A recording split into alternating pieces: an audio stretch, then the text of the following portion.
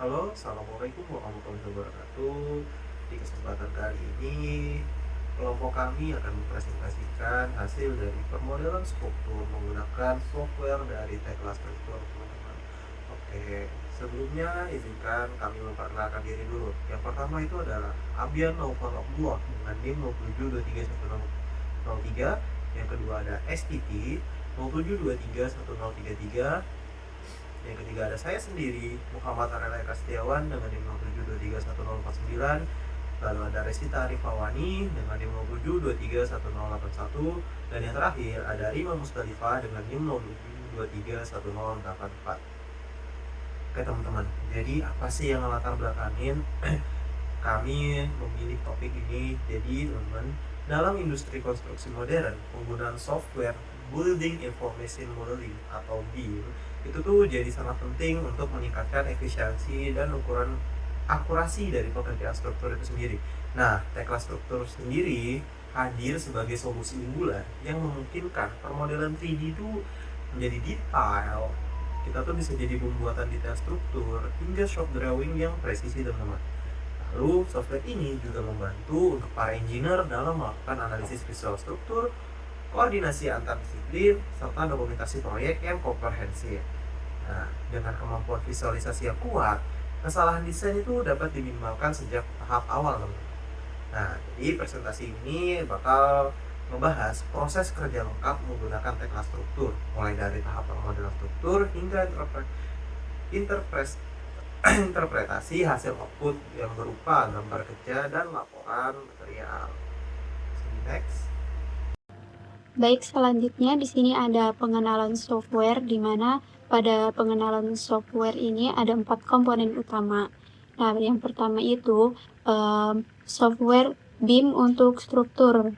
Nah, dikarenakan kami di sini menggunakan software Tekla dan Designer, yang dimana Tekla ini merupakan salah satu software yang digunakan untuk permodelan khusus struktur baja, beton, dan sambungan juga. Kemudian di sini ada komponen yang kedua itu kelebihan software. Nah, kelebihan software dari Tekla sendiri itu merupakan salah satunya itu tingkat akurasinya itu tinggi dalam permodelannya dan detailnya itu juga yang sangat lengkap. Nah, kemudian komponen yang ketiga itu ada fitur utama. Nah, fitur utama dalam Tekla ini salah satunya itu modeling 3D-nya itu presisi tinggi, kemudian detailingnya juga otomatis dan sistem sistem numberingnya itu terstruktur. Kemudian yang terakhir keterbatasan. Nah, dari ketiga komponen utama yang merupakan menjelaskan tentang positifnya atau kelebihannya dari Tekla struktur itu sendiri, di sini ada keterbatasan yang dimana itu struktur Tekla ini tuh membutuhkan perangkat yang speknya itu tinggi atau yang memadai lah performanya.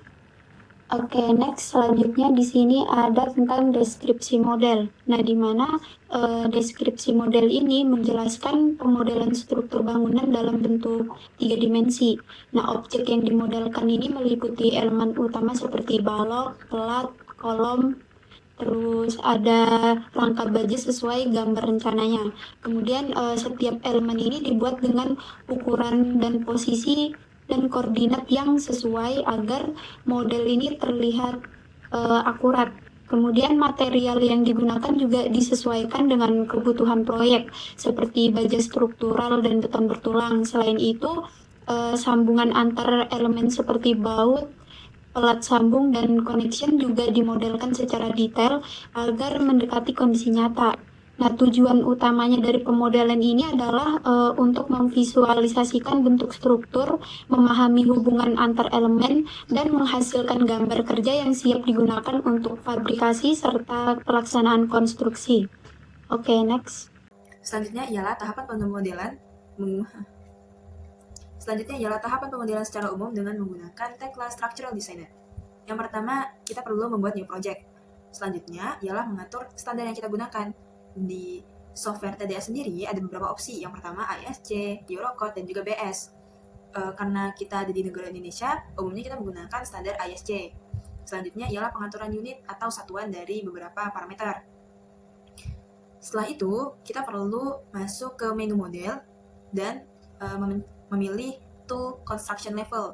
Di tool ini, kita perlu memasukkan jumlah lantai dari struktur yang akan kita rancang, kemudian level atau jarak tiap lantainya, kemudian ketebalan dari slab atau plat lantainya. Setelah itu kita rancang, kita akan membuat grid. Nah, untuk grid atau garis kotak-kotaknya itu sendiri, itu perlu kita tentukan ada berapa jumlah grid dan juga ukuran untuk di subu X dan juga di subu Y. Setelah grid ini terbentuk, kita akan memasukkan elemen struktur. Elemen strukturnya ini berupa kolom, balok, dan juga plat lantai. Nah, saat memasukkan masing-masing elemen struktur ini, kita juga memasukkan material, entah material beton atau juga material steel atau baja, dan juga ukuran dari beton maupun profil dari bajanya itu sendiri. Setelah elemen struktur ini terbentuk atau terbangun, selanjutnya kita akan memasukkan pembebanan. Pembebanan ini ada berbagai macam, teman-teman. Yang pertama ada beban hidup, beban mati tambahan, kemudian ada beban angin, beban hujan, beban atap, maupun beban gempa. Nah, itu kita tinggal masukkan aja berapa beban yang akan kita taruh pada setiap jenisnya. Nah, pada proyek kali ini, untuk elemen kolomnya, kami menggunakan material beton dengan ukuran 30x30 dengan kekuatan betonnya itu 30 MPa.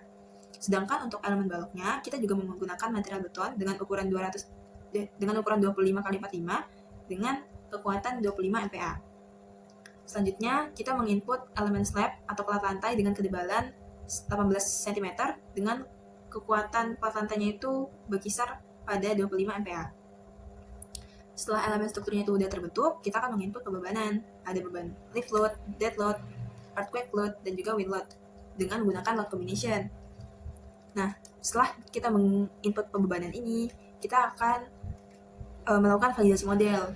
Validasi model ini perlu digunakan banget agar kita lebih tahu terlebih dahulu apakah pemodelan ini telah sesuai atau tidak ada kesalahan atau masih ada kesalahan. Kemudian kita memerlukan validasi beam dan juga mesh-nya.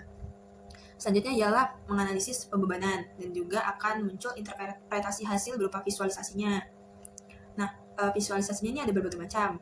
Ada dari defleksi akibat pembebanan dan juga selanjutnya ialah dokumentasi proses dari proyek yang kami kerjakan.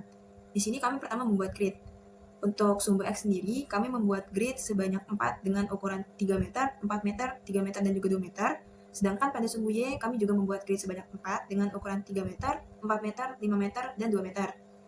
Dan selanjutnya ialah mengatur level dari tiap lantai, di mana kami membuat lantai sebanyak 4 dengan masing-masing ukurannya yaitu 3,5 meter. Selanjutnya ialah kami menginput elemen strukturnya. Yang pertama ada elemen kolom dengan material beton ukuran 30x30 dengan kekuatan 30 MPa. Selanjutnya ialah balok dengan material beton ukuran 25x45 dengan kekuatan 25 MPa dan juga elemen slab atau plat lantai dengan ketebalan 18 cm dengan kekuatan 25 MPa.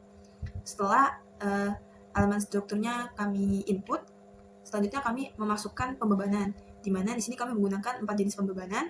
Yang pertama beban hidup, beban mati, beban gempa, dan juga beban angin. Nah, 4 jenis pembebanan ini disatukan melalui kombinasi pembebanan atau load combination. Selanjutnya ialah melakukan validasi model, beam, dan juga mesh. Ini dilakukan untuk memastikan apakah pemodelan yang telah kita rancang itu sudah sesuai atau masih ada yang perlu diperbaiki. Selanjutnya ialah menganalisis pembebanan dan juga melihat hasil berupa visualisasi dari defleksi akibat pembebanan dan juga distribusi gaya geser dan juga momentur. Untuk visualisasinya akan ditayangkan pada slide selanjutnya. Tentunya saat rancangan pemodelan ini terdapat beberapa kendala. Yang pertama ialah memerlukan ketelitian yang tinggi saat menginput dimensinya, karena terjadi beberapa kesalahan dalam penginputan dimensi sehingga tidak sesuai dengan yang kami harapkan. Selanjutnya ialah perlu menambahkan satuan MPa dikarenakan bawaan dari software TSD sendiri itu menggunakan PSI, di mana PSI ini jarang digunakan di Indonesia sendiri, karena di Indonesia umumnya kita menggunakan satuan MPa atau kilonewton per meter kuadrat maupun newton per milimeter kuadrat.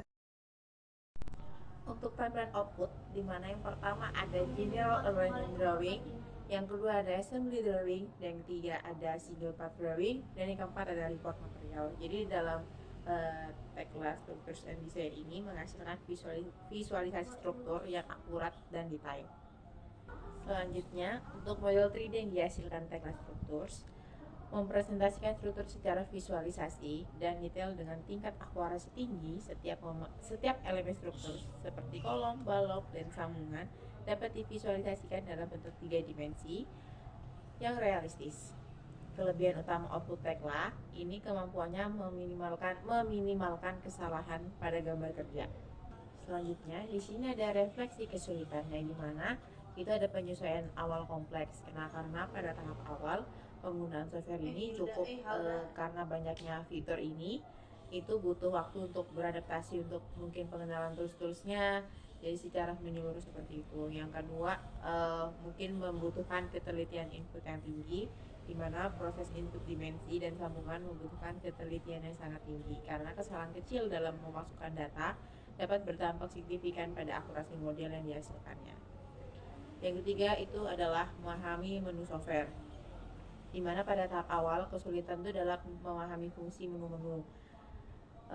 Setelah itu untuk navigasi antar fitur dan pemahaman terminologi software memerlukan pembelajaran juga. Dan yang terakhir di sini ada pengaturan drawing, yaitu untuk pengaturan view, drawing, dan numbering memakan waktu yang cukup lama. Konfigurasinya, template, dan standar penomoran baru perlu dipahami dengan baik agar hasil dokumentasi sesuai kebutuhan proyek. Selanjutnya, kita masuk pada bagian rekomendasi penggunaan. Software Tekla Struktur ini sangat cocok digunakan untuk pembuatan model struktur yang membutuhkan pendetailan yang tinggi. Software ini menggunakan standar yang konsisten, yaitu ISO 19650, yang mana merupakan standar untuk pengelolaan informasi proyek BIM. Salah satu fitur yang dimiliki oleh software Tekla Struktur ini yaitu bisa memvalidasikan model struktur sebelum menambahkan beban. Agar memperlancar penggunaan software Tekla Struktur ini, maka sangat disarankan untuk pengguna mempelajari terlebih dahulu terkait shortcut dan template yang ditawarkan oleh Tekla Struktur. Selanjutnya, kita masuk pada bagian kesimpulan. Tekla Struktur memudahkan pemodelan struktur 3D yang detail dan akurat. Software ini mendukung dokumentasi gambar kerja secara otomatis, seperti general arrangement, assembly drawing, dan single part drawing. Fitur material take-off juga membantu menghasilkan laporan material yang presisi untuk kebutuhan fabrikasi dan konstruksi. Penggunaan Tekla Structures membantu memahami struktur secara visual dan teknis melalui representasi 3D yang komprehensif. Koordinasi antar elemen struktur menjadi lebih jelas dan dapat meminimalkan kesalahan pada gambar kerja. Untuk mendapatkan hasil optimal, maka diperlukan latihan konsisten agar proses permodelan menjadi lebih cepat dan akurat. Baik, sekian dari kelompok kami. Mohon maaf jika ada salah kata. Wassalamualaikum warahmatullahi wabarakatuh.